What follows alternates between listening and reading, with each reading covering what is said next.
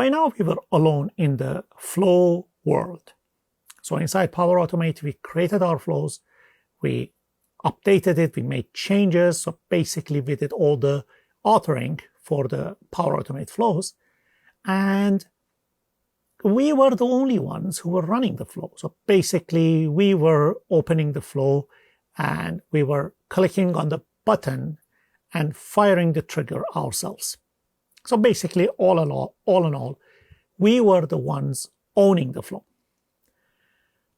Now we want to take it to the next level. First, we want to have people that other than us, they are allowed to update the flow. So basically, other than us that we were owner, we want to have more authors to the flow. We call them co-owners of the flow.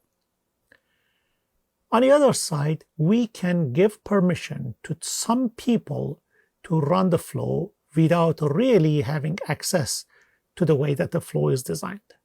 These are run-only users. So basically, the users that they can only open the initial form or the trigger, maybe fill in a few fields and push the button, and it runs the flow.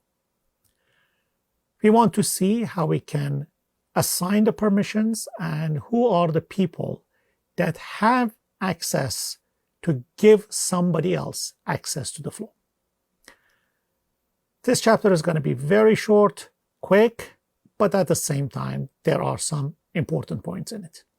Now, let's get into it and finish it, because following chapters are a lot more interesting.